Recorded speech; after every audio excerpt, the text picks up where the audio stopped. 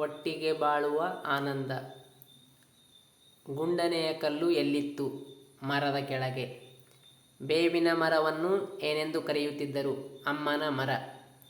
ಕಲ್ಲನ್ನು ಏನೆಂದು ಕರೆಯುತ್ತಿದ್ದರು? ಅಮ್ಮನ ಕಲ್ಲು. ರೈತ ಮರವನ್ನು ಕಡಿಸಿ ಕಟ್ಟಿಗೆಯಿಂದ ನೇಗಿಲು ಚಕ್ರ ಮಾಡಲು ಹೇಳಿದನು. ಎಲ್ಲರೂ ಒಟ್ಟಾಗಿ ಬಾಳಿದರೆ ಎಲ್ಲರೂ ಸುಖವಾಗಿ ಇರಬಹುದು. ಒಗ್ಗಟ್ಟಿನಲ್ಲಿ ಬಲವಿದೆ. ಒಟ್ಟಾಗಿ ಬಾಳುವ ಆನಂದ ಪಾಠದ ಆಕರ ಕೃತಿ ಸಾಲು ಸಂಪಿಗೆ. ಇದು ಅಮ್ಮನ ಮರ, ಕಡಿಯುವುದು ಬೇಡ ಎಂದು ಹೊರಟು ಹೋದರು. ಕಲ್ಲು ಒಡೆಯುವವರು ಬಂದು ಇದು ಅಮ್ಮನ ಕಲ್ಲು, ಒಡೆಯುವುದು ಬೇಡ ಎಂದು ಹೊರಟು ಹೋದರು.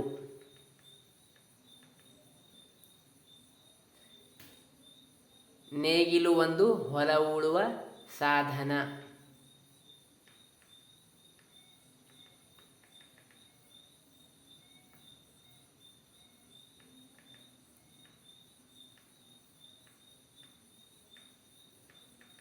ನದಿಯ ಅಳಲು. ಪಾಠ 2 ನದಿಯ ಅಳಲು. ಗೆಳೆಯ ಗೆಳತಿಯರು ಎಲ್ಲಿ ಸ್ನಾನ ಮಾಡಿದರು? ನದಿಯಲ್ಲಿ. ಸ್ನಾನ ಮಾಡಿದವರನ್ನು ಆಸ್ಪತ್ರೆಗೆ ಸೇರಿಸಿದವರು ಯಾರು? ದಾರಿಹೋಕರು. ನದಿ ಮಧ್ಯದಿಂದ ಯಾರು ಧುತ್ತನೆ ಪ್ರತ್ಯಕ್ಷಳಾದಳು? ಜಲದೇವತೆ. ನಾನು ವಿಷಕನ್ಯೆ ಎಂಬ ಪಟ್ಟ ಧರಿಸುವ ಕಾಲ ದೂರವಿಲ್ಲ. ಯಾರಿಗೆ ಮಾಲಿನ್ಯದ ಸೋಂಕು ತಗುಲಿತು? ಶಾಲಾ ಮಕ್ಕಳಿಗೆ. ಮಕ್ಕಳ ಮೈಮೇಲೆಲ್ಲ ದಪ್ಪ ದಪ್ಪ ಗುಳ್ಳೆಗಳು ಎದ್ದು ತುರಿಕೆ ಪ್ರಾರಂಭವಾಯಿತು.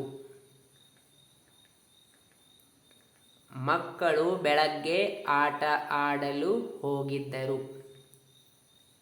ಮಲಿನ ನದಿಯು ಮನುಷ್ಯರ ಜೀವಕ್ಕೆ ಅಪಾಯಕಾರಿ. ನನ್ನ ಮೇಲಾಗುತ್ತಿರುವ ಮನುಷ್ಯರ ದೌರ್ಜನ್ಯ ಸಂಪೂರ್ಣವಾಗಿ ನಿಲ್ಲಬೇಕು.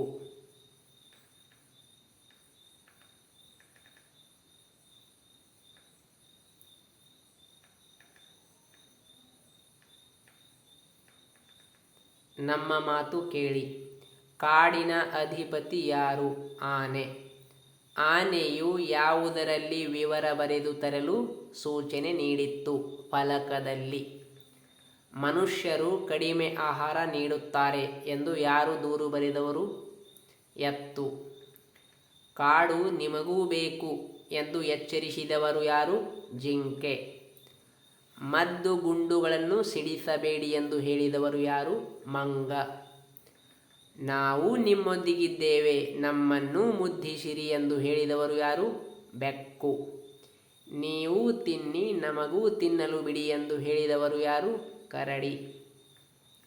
ರಕ್ಷಕರಾಗಿರಿ, ರಾಕ್ಷಸರಾಗದಿರಿ ಎಂದು ಹೇಳಿದವರು ಯಾರು? ಎರೆಹುಳ. ಆನೆಯು ಎಲ್ಲ ಪ್ರಾಣಿಗಳಿಂದಲೂ ಮೆಚ್ಚುಗೆಯನ್ನು ಗಳಿಸಿತ್ತು. ಪ್ರಾಣಿಗಳು ಈ ದಿನದ ಸಭೆಗೆ ಸಿದ್ಧವಾಗಿ ಬಂದಿದ್ದವು. ಎಲ್ಲರ ಕುರಿತಾಗಿಯೂ ಈ ರೀತಿಯ ಆಕ್ರೋಶ ಸಲ್ಲದು. ಇವುಗಳನ್ನು ಇನ್ನೊಮ್ಮೆ ಪರಿಶೀಲಿಸಿ ಚರ್ಚಿಸೋಣ.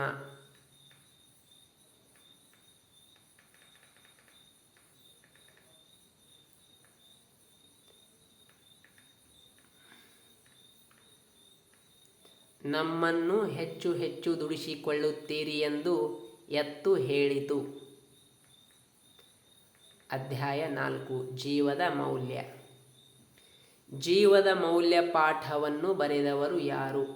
ಕಾನ್ಸ್ಟನ್ಸ್ ಜೆ ಫಾಸ್ಟರ್. ಜೀವದ ಮೌಲ್ಯ ಕಥೆಯನ್ನು ಇಂಗ್ಲಿಷಿನಿಂದ ಕನ್ನಡಕ್ಕೆ ಭಾಷಾಂತರಿಸಿದವರು ಯಾರು? L S Nayak. ಲೇಸು ಪದದ ಅರ್ಥವೇನು? ಒಳ್ಳೆಯದು. ಅದು ಒಂದು ವಿಷಮ ಅಂಟು ರೋಗ. ಈ ವಾಕ್ಯದಲ್ಲಿ ಅಡಿಗೆರೆ ಎಳೆದ ಪದದ ಅರ್ಥ ಗಂಭೀರ. ಡಾಕ್ಟರ್ ಮಾರ್ಲಿನನ ಮೊಮ್ಮಗಳ ಹೆಸರೇನು? ಬಾರ್ಬರಾ. ಮಕ್ಕಳನ್ನು ಭೂಮಿಗಿಳಿಸಿದ ವೈದ್ಯರ ಹೆಸರನ್ನು ಆ ಮಕ್ಕಳ ಅಡ್ಡ ಹೆಸರಾಗಿ ಬಳಸೋದು ನಮ್ಮೂರಿನ ಸಂಪ್ರದಾಯ.